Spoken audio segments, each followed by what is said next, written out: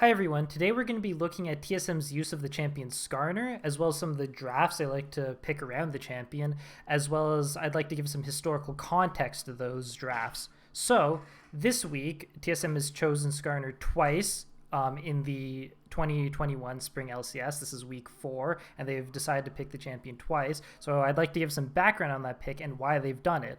So first of all, let's take a look at this draft between TSM and CLG. And unlike most of my videos, I'm not going to get very into the actual draft, as in this champion was picked, this was counter picked, and so on and so forth, because TSM didn't really abide by usual draft rules this weekend. It seemed that they were more interested in picking one completed comp, almost as if they were blind picking, in blind pick as opposed to draft pick. And I'm not saying this as criticism. It's just clear that they wanted to practice one specific comp and weren't so interested in the logistics of whether the comp was good or not.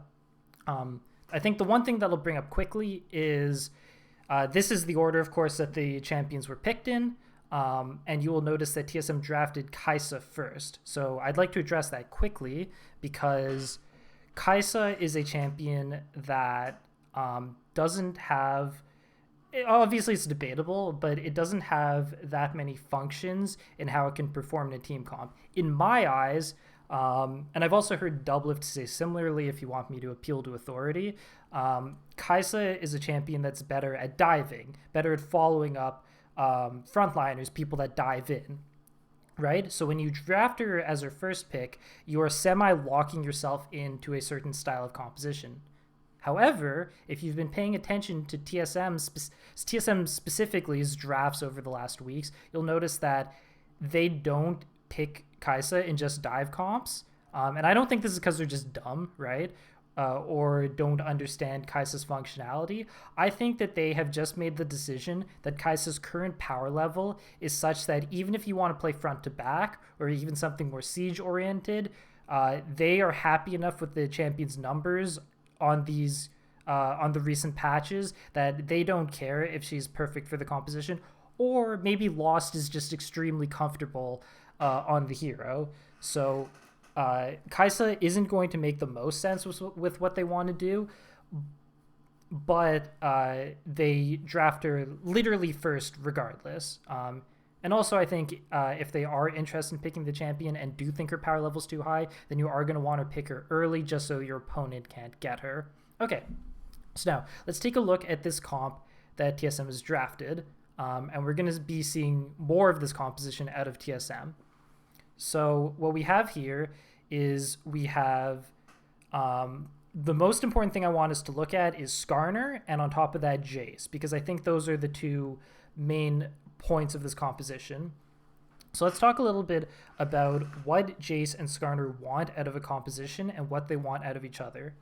Skarner is a hero that isn't necessarily an early game champion, nor is he a late game champion.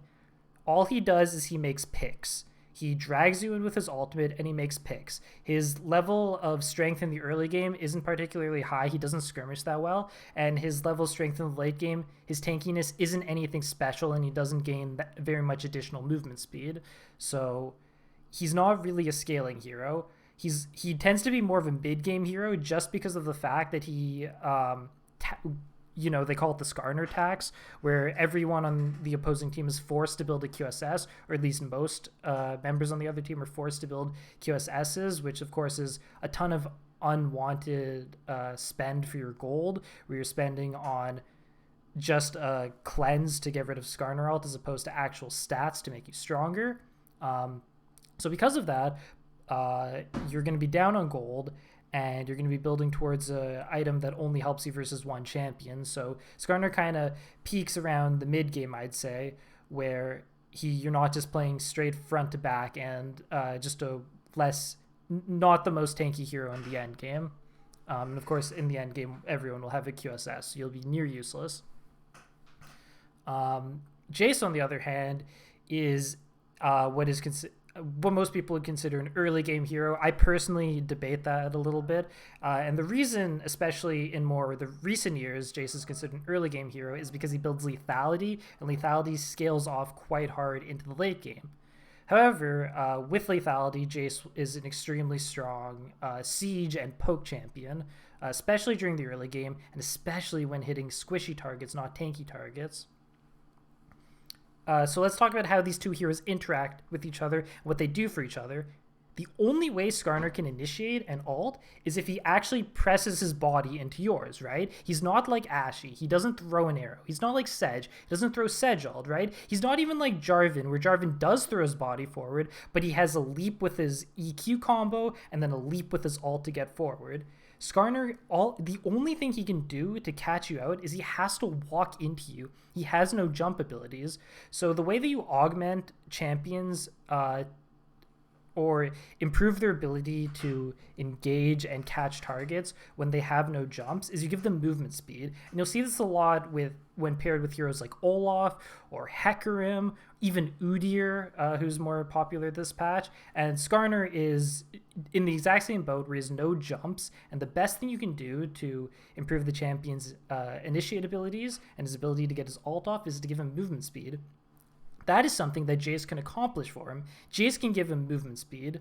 Now, I don't think TSM uses this aspect of the two champions' kits very well, but I do want to bring up that it's a real synergy that the two heroes have, as Jace's E ability gives movement speed to teammates as well as himself when walking through it. Now, what does Skarner do for Jace, on the other hand, though? Because it seems like they don't do much of the same things, right? Jace is sort of sieging, and Skarner's ramming his head into people, so those don't really seem like aligned philosophies in how they're going to be playing the game, right? Well, the big thing that Skarner and Jace do for each other is their skirmish in the early game, because when you draft Skarner, you might be a little worried about your skirmish into an early game hero, but when you have Jace, Jace tends to win basically all top lane matchups, and he tends to skirmish extremely strongly.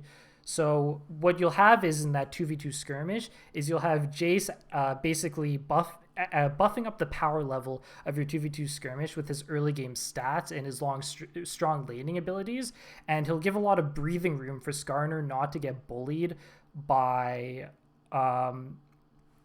stronger skirmishing junglers, and Skarner will be able to help Jace in the top lane by being the champion he usually is, a strong ganker with a lot of crowd control, right? He doesn't need to do a lot of damage. Jace will manage that for him. What Jace needs is crowd control, and what Skarner needs is not to get bullied by skirmishers. So they help each other out really nicely in the early game in that sense.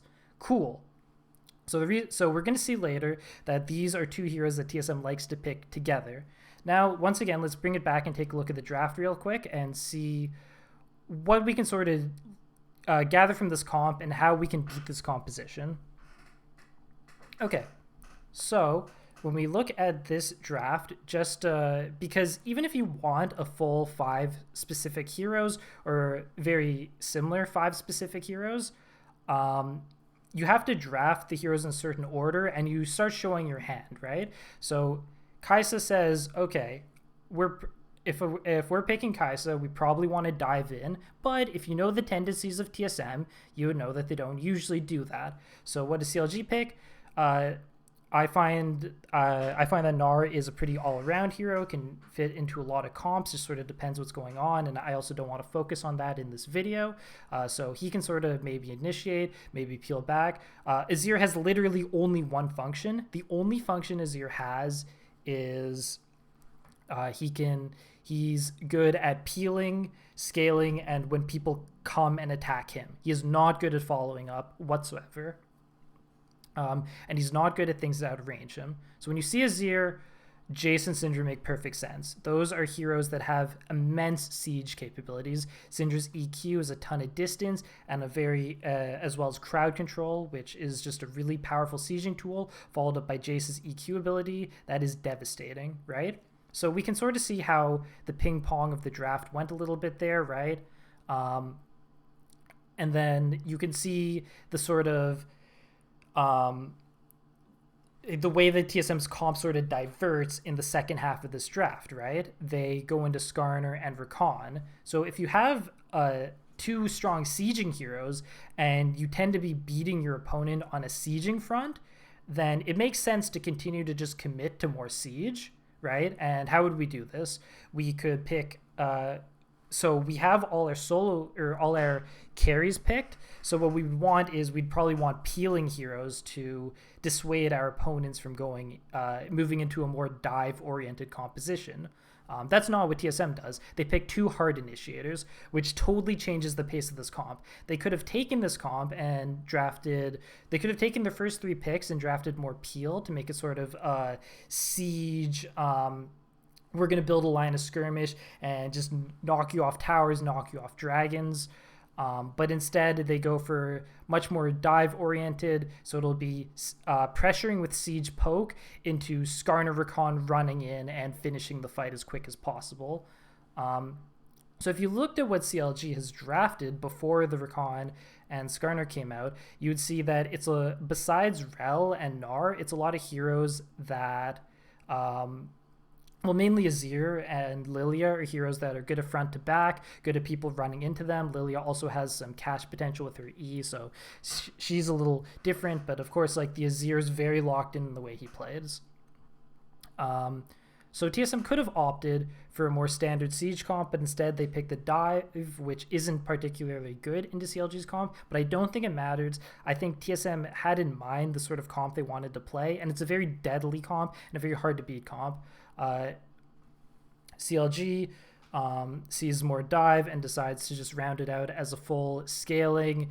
We're going to beat you up as you come into us. Of course, this strategy, even from the draft phase, you don't have to watch the game, doesn't actually make any sense on CLG's part because there's 2 long-ranged carries in Syndra and Jace, and there is just not strong enough initiate on CLG's side to deal with those champions, as the only initiate are Gnar and Rel, and Azir, Lilia, and Aphelios are all gonna have a terribly tough time getting onto those 2 siege heroes.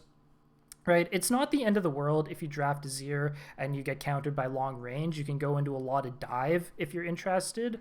But it really is the final nail in the coffin when CLG decides to counter the dive portion of the comp and not the siege portion of the comp with the Aphelios pick, because if you watch the game, Syndra and Jace are going to be largely untouched. Okay, cool.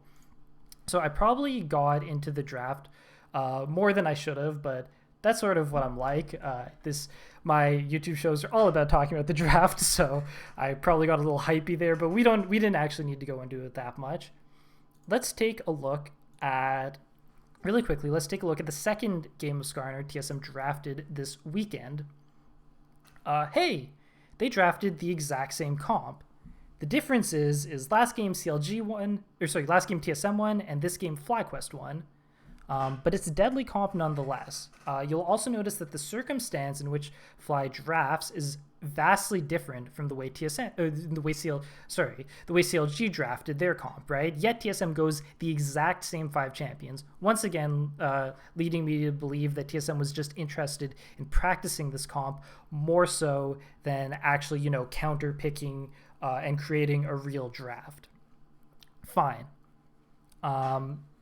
So I'm not sure how I want to do this, but I think what I'm going to do first is I'm going to tell you that if you had a sense of deja vu and familiarity when you saw TSM draft this game in either of the games this weekend, I tip my hat off to you. You are completely correct. This is something TSM has done in the past. You probably recognize this lineup from last year's,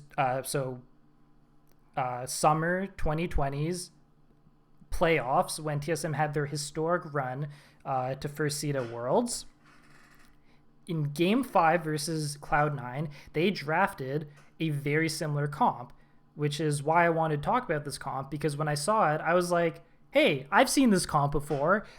You can't pull the wool over my eyes. I've done my research. I know what this comp looks like. I know how it plays, and I know how you want to play it. So if we take a look at this draft that TSM played versus C9, you will see that they have the Skarner, Jace core, and then they also have the Rakan to follow up, and then they have Zilean and Senna. So we'll get into more. So let's quickly look at the differences, okay? Senna mainly follows things up, which is very similar to Kaisa, which is what TSM drafted this past weekend. But the biggest difference is Senna also has sieging capabilities. So when things dive in, Senna is able to follow them up with her heals and her ult in the early game.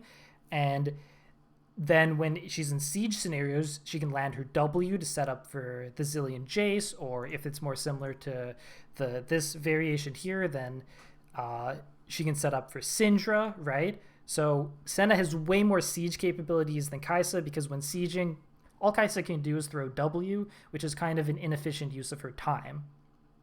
And then, of course, Zilean is the other change from Syndra. I think we're going to talk more. No, I guess I can talk a little bit about it now. The big additional helps of Syndra is Syndra adds an additional layer of crowd control, but crowd control from a range that Jace can actually throw his spells on top of, whereas landing a double bomb combo on Zilean for the most part is going to be unrealistic, even in siege scenarios.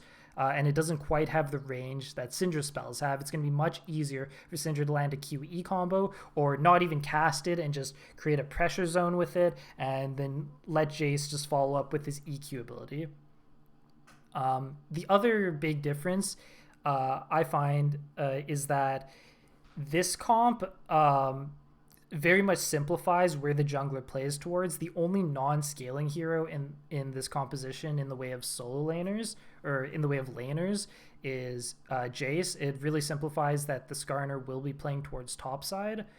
And then and what I don't like is that leaves the mid and bot to just be scaling heroes. I much prefer the Syndra version with the additional sieging capabilities, as well as the ability to be more proactive in the early game, and maybe to give more options for where Skarner wants to play. However, with a comp like this, it makes total sense to play weak side bot, and if you are going to play weak side bot, Senna does tend to be better than Kaisa at doing so. Cool.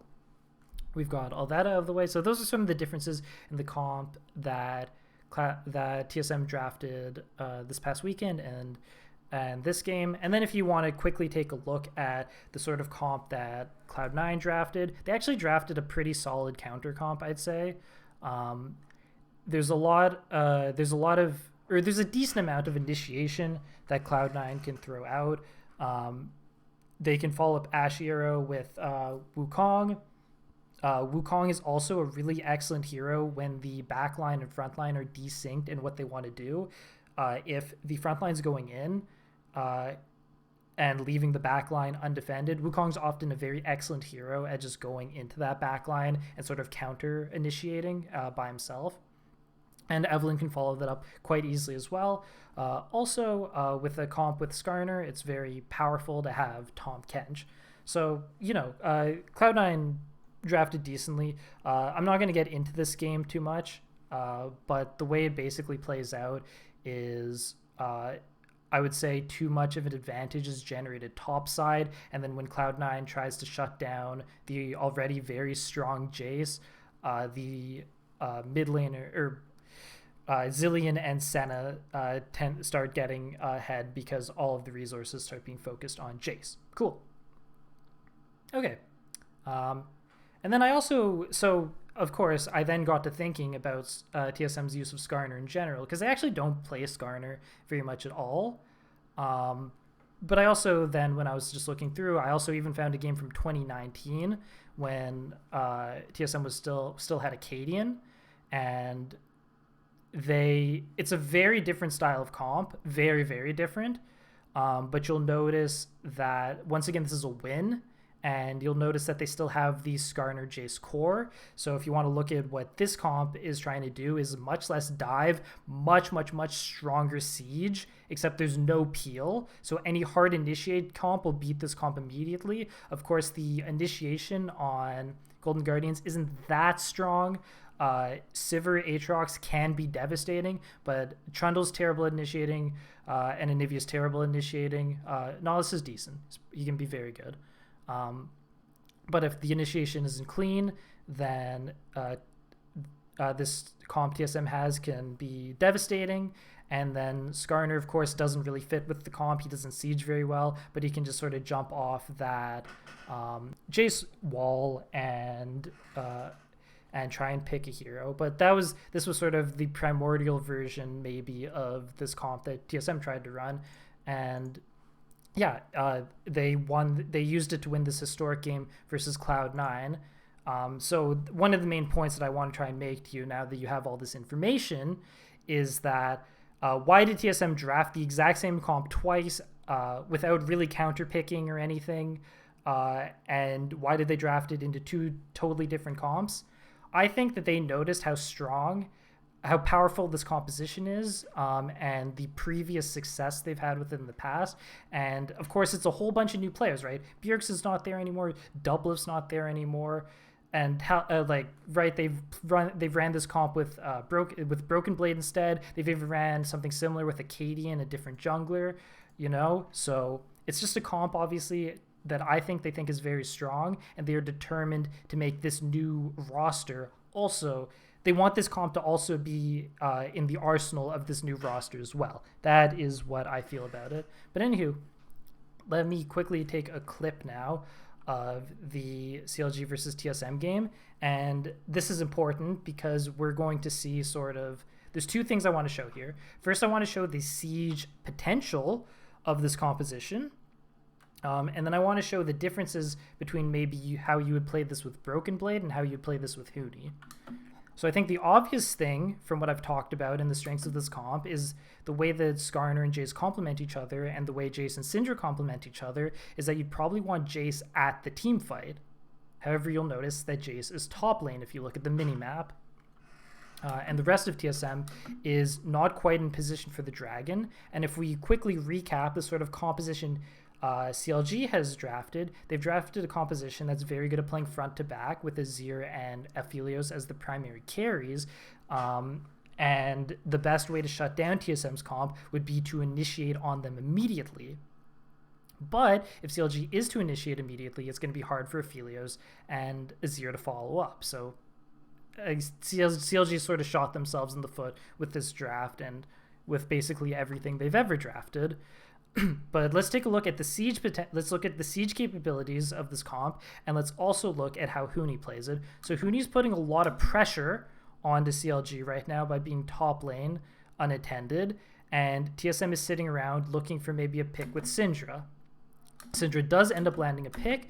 TSM then has plenty of follow-up to follow it up, because every hero here is going to be able to follow up on one another, right? Rakan goes in, and then they're able to get another pick onto Smoothie right after with the Skarner ult, and Huni follows up just in case he is needed. And right, it's easy, drag turrets, whatever you want, it's all yours here. So the things I want us to have looked at is the siege capabilities, the way that Huni plays Jace versus Broken Blade, and how other people play Jace, which is Huni plays a very split push oriented Jace. And also I want to note that Spica did not engage that fight, and you're going to notice in these games he actually barely initiates with Skarner, which I think is one of the strengths of this comp. They are much better. I guess we'll see it through the clips, but I'll say it now. TSM in these clips you'll see is much better at the skirmish synergy of Jace and Skarner, and that was also their main strength with the composition when they played it versus Cloud9. And they actually have basically no synergy when it comes to Jace using his speed up to help his teammates, which is something they should definitely work on. But anywho, so why am I bringing up the split push potential of Huni versus some of his peers? Well, I wanted to just give some historical context. So when you think of Huni, I think that most people probably don't think of Jace. It depends when you started watching the game and sort of how you conceptualize the player in your mind. But Huni's a guy that I think a lot of us think of as like, he has some of his personal stable picks like the Gnar, but a lot of the time he's just picking like a lot of wacky stuff, right? He's countering, he picks... it depends when you started watching, but he'll sometimes pick some wacky stuff, right? Like maybe he'll do the Cho'Gath to counter Ryze, AP Cho'Gath. That was like an old thing you used to be able to do. having like an arsenal of like not so standard heroes, maybe not very tanky heroes, the Rumble, just not heroes where you would look at the composition and be like, yeah, they're playing standard, whatever standard may mean in your mind. You usually don't think that when you see Huni, right? And Jace is, over the years, has been such like it's a hit or miss pick for sure, but it's not an unusual pick, and I think since you need to be so stable in how you play Jace because he gets behind so easily, a lot of us don't associate the hero with Huni, because you need to be very careful and calculated when playing Jace. But actually, even though he didn't play it very much, here his games played is it from season 7, it was an incredibly powerful tool. That the Jace pick for Huni was incredibly powerful tool that allowed SKT to defeat Misfits in the quarterfinals of Worlds 2017. And this is how I personally best remember Huni's Jace. And the reason why it was so devastating wasn't so much the laning phase, wasn't so much the team fighting, wasn't so much the sieging. It was that Huni's split push IQ was extremely high. He played these split games as Jace immaculately. He just did a really great job. And if you recall to earlier in this video, I said that maybe I personally consider Jace less of an early game hero than some other people. It's because even though this obviously isn't the lethality build, I remember back to when Huni would play the split push Jace, and he could take the games very late because of how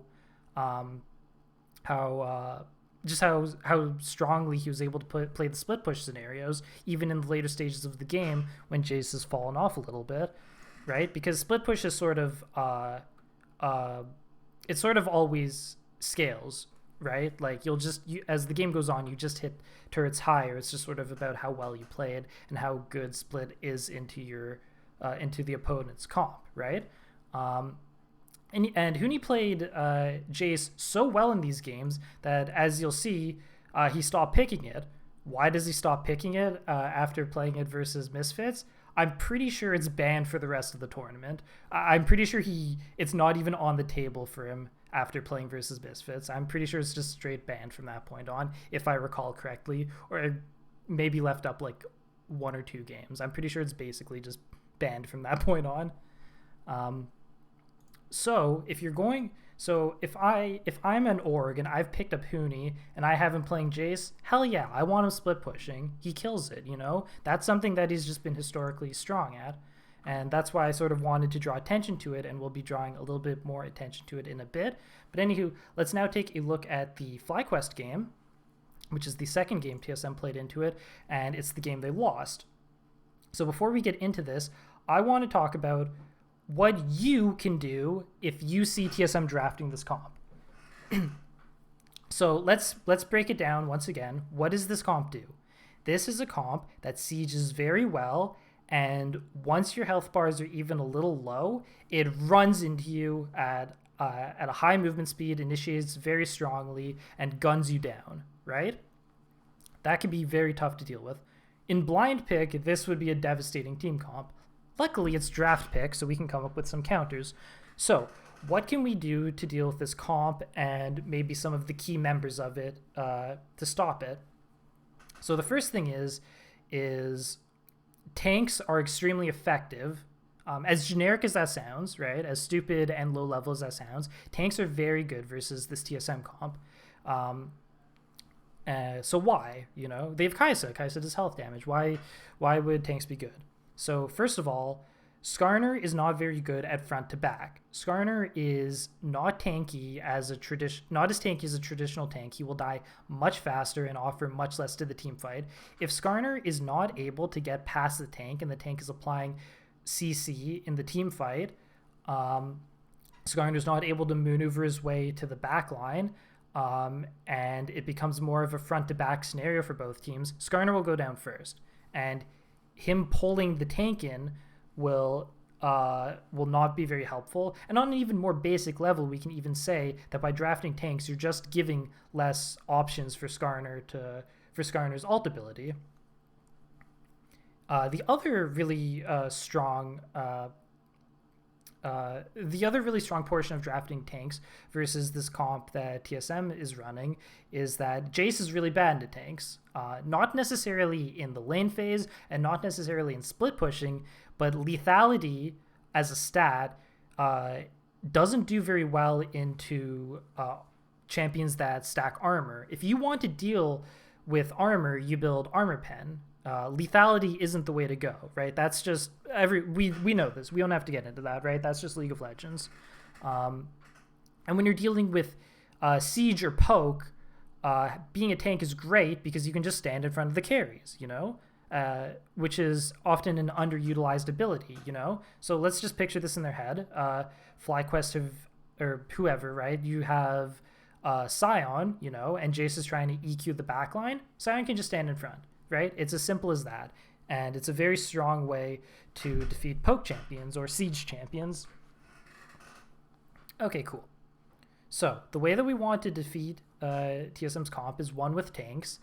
And then 2, you don't want to run as much of a front-to-back comp as CLG ran.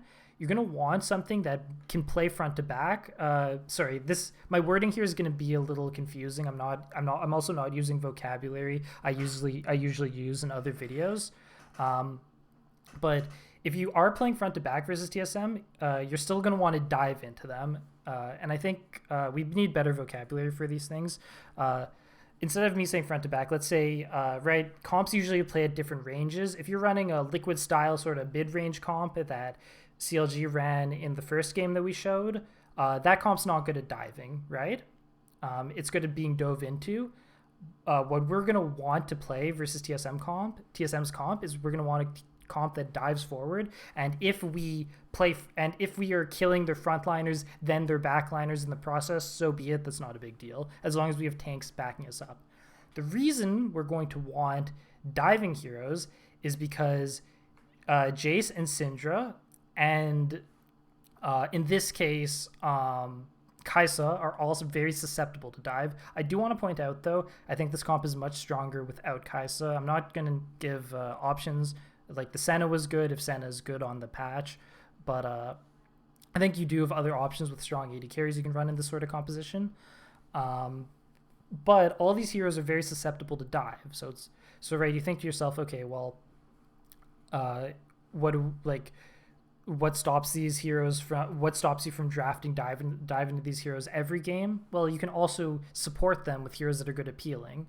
Rakan and Skarner are not excellent peeling heroes.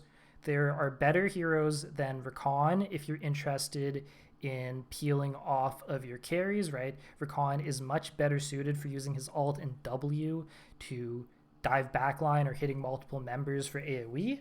And Skarner is much better at picking key targets with his ult as opposed to just CCing frontline, right? Neither of those things are things that Skarner or Rakan are very proficient at. So dive is going to be really good into TSM's comp. Okay, so basically, to sum it all up, we want diving tanks. As well as that, FlyQuest. Actually, let's just look at it. So let's see what FlyQuest has drafted to deal with this sort of comp. Because at this point, TSM ran this exact comp the day before. If you are an analyst, you know that, like, you saw this comp yesterday, right? It would be embarrassing not to see it coming literally the day after, especially if we look even if we look historically as we have in this video, we'll know that this is just a comp that TSM likes, we didn't even need to look to yesterday. So we should have an idea of what TSM is aiming for. Okay, so Rel's like a solid first draft. I'm not going to get into the ping pong of the actual draft. I'm just going to talk about what FlyQuest has done. They have drafted a tanky support. They have drafted a tanky-ish top laner. Gnar is a tank for the most part, but he's a little susceptible to lethality because he doesn't build armor. He tends to build like health. And then a very interesting pick is Mundo. So let me explain why I liked Mundo a lot this game. So, traditionally when you play Mundo, I'd say that the scenarios where he's stronger are A versus magic damage. TSM is very mixed damage, so Mundo is not useful in that way. Why is Mundo good versus magic damage? He's a good Spirit Visage user. It's really strong to make an early Spirit Visage on Mundo. The other situation I personally like Mundo a lot in is he's very good at countering ranged cheese top, depending on what the champion is. But that's a whole different story. And that's purely from a laning perspective. So why is he good? Because neither of the two things that I just mentioned are happening to him. It's a jungle Mundo. Mundo was good this game because, as we talked about, we want tanks that can go forward. We want something that's tanky and it can jump in. That's actually not that easy to accomplish from a jungle role because you don't want to get out pressured in the early game. The biggest difference between FlyQuest maybe having drafted something like a Sejuani hero, and I will also note that underneath my cam, Jarvan is banned. I accidentally skipped forward. No, I skipped backwards. Jarvan is banned. With the options for FlyQuest on the table, Mundo was an excellent pick because it can actually match Skarner's skirmish potential while still being a tank, right? That's something a champion like Sejuani wouldn't have been able to accomplish this game. So I thought that was a really interesting pick. Lastly, we're going to, so as we said, what does FlyQuest want? They want to be able to dive in. Sylas, great hero at following up frontline, right? He eases in. Sylas is actually very one-dimensional. All he can do is jump in. He's not good at mid-ranged fights. He's not good at sieging, right? He just dives in. And Tristana, very multifunctional in how she can play, but we know a couple things. We know that she's scaling for free because we know TSM's probably not playing towards bot side. And we know that she can follow plays really easily with her W. And we also know, and I actually think Tristana was an incredibly strong pick this game. In general, FlyQuest identified what TSM was going to do and drafted pretty nicely around it. Also, Tristana is very good at getting away from things, right? So if she sees Skarner diving or Rakan diving, there's a good chance she gets out in time with her W, even pre-QSS. But yeah, it's unfortunate because I talk about all these things. I think the teams did great, and then a lot of the games just kind of turned into fiestas. This game actually wasn't very team fight oriented or anything. It just came down to a lot of skirmishes for the most part. But let's take a look at some clips in the game and see how these comps played out.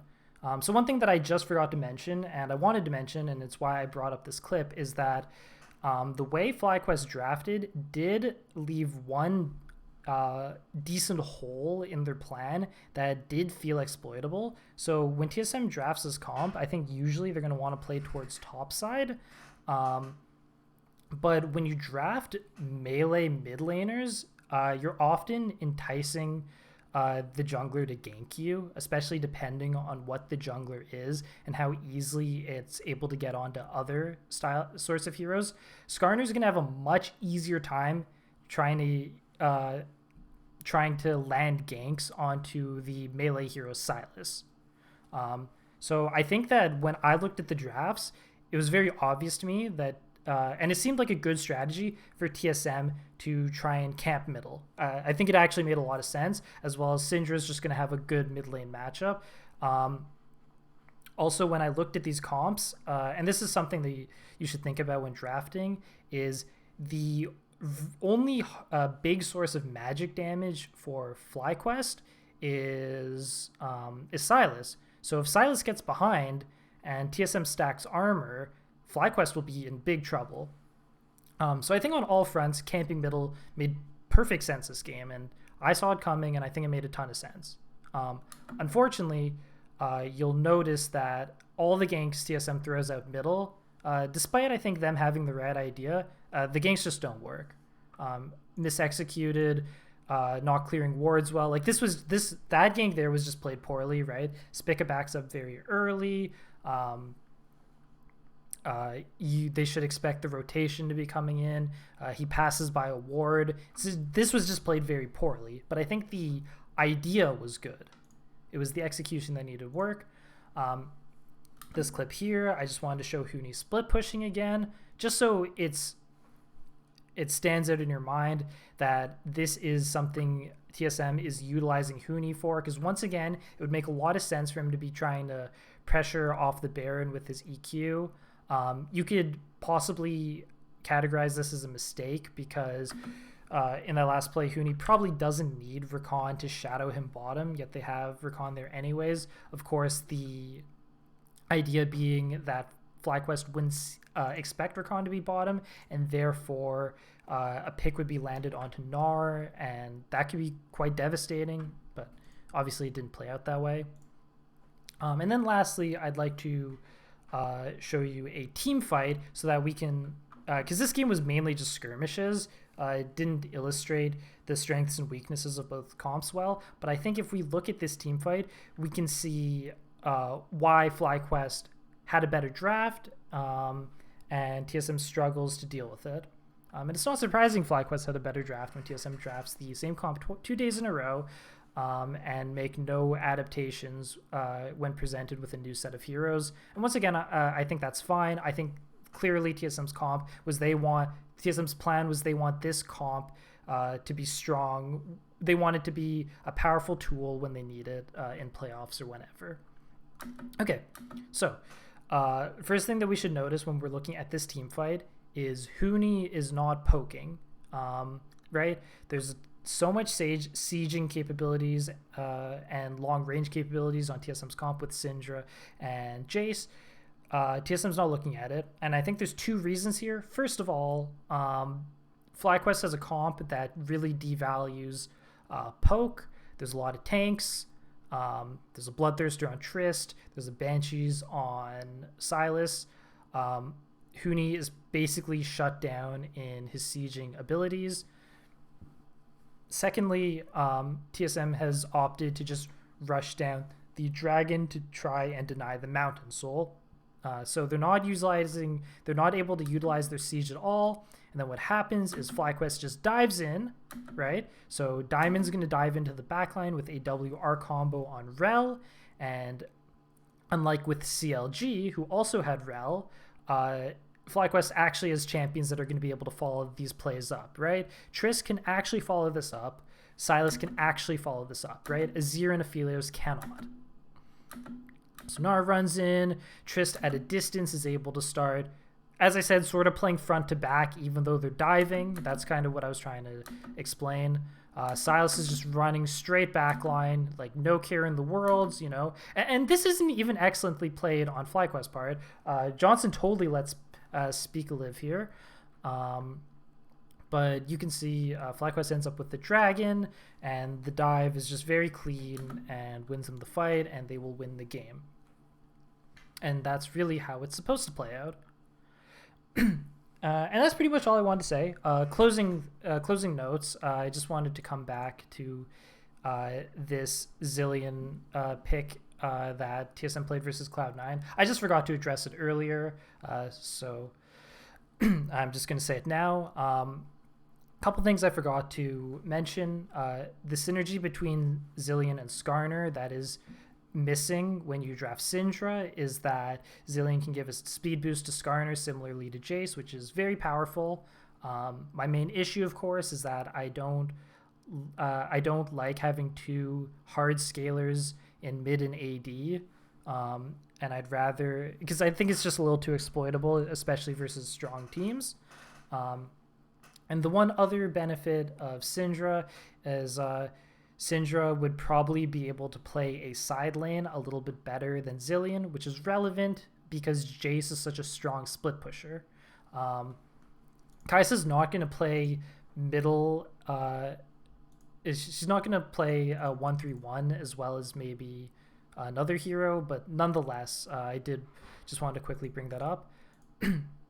So, if I can conclude here, I think that this is I think that if I were an analyst uh, for a team in the LCS, I would identify that this is a comp that TSM wants to play in the future, and you should know to expect it, and you should know what to draft to defeat it.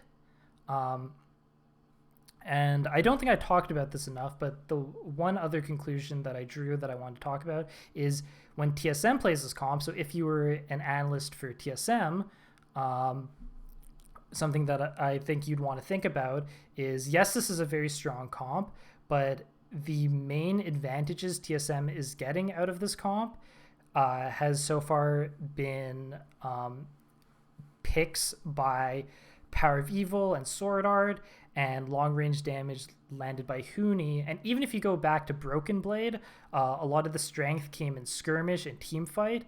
And there's a lot to be desired in Skarner's personal initiation, as well as the top laner in Jace helping Skarner get in using his E movement speed. That seems to be severely lacking with how TSM plays these comps. So that's something TSM should work on, and that's also something that's very exploitable if you are drafting or prepping against TSM and are expecting this comp, because you can simply say that they don't initiate with Skarner very well. So you should really, what you're really looking out for is the siege. So when you're on uneven footing trying to match the siege, and maybe this is something I should talk about more, but right, like in this CLG game, right, when they just get sort of picked off, even if you know that your opponent's going to beat you from a long range and you're having difficulty walking up or getting your footing in a objective fight, it can be very scary, because you're sort of trying to dodge spells and get a good foothold while also worrying about where Skarner is, right? Which is why crisp initiation is going to be so important versus this team. But if you have knowledge that TSM's not very proficient at using the movement speed to help Skarner, that could be an abusable trade, right? Especially in the early game pre the chem tank. And yeah, that's everything I want to say. My name's Cruza. If you like this, I'm Cruza TV on YouTube, which is probably where you're watching. I'm Cruza TV on Twitter if you want to just hear me talk about the game sometimes. And I'm Cruza TV on Twitch if you want to catch these streams live or just want to talk about League of Legends. And yeah, thank you for watching.